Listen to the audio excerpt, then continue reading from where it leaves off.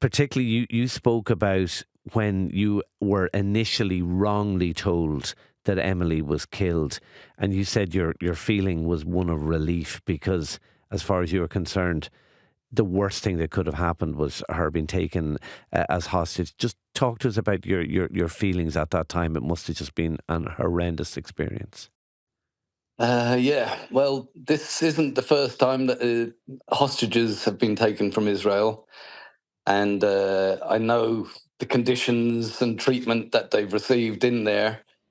And her being a girl, first of all, and a small child, I did not want her to go through that terror, literal, literally terror, petrified for her life, not knowing what was going to happen to her from one day to the next, what food, what water she was going to get. I mean, they were given smelly water. It was, God knows what it was from the sewers, God knows.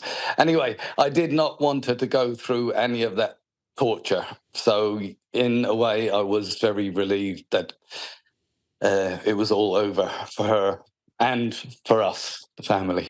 Yeah, it is unthinkable.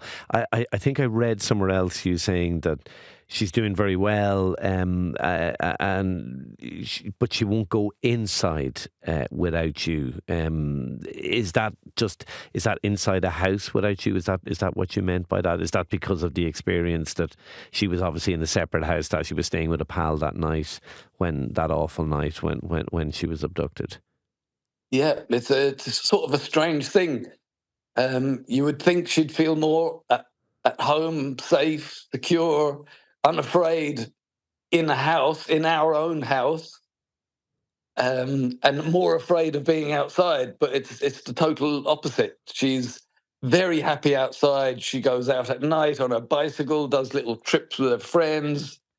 But in the house, she won't even go for a shower without me sitting outside the door. She won't sometimes even go to the toilet until I'm outside the door. It's an association with being captured from a house, I presume. Of course.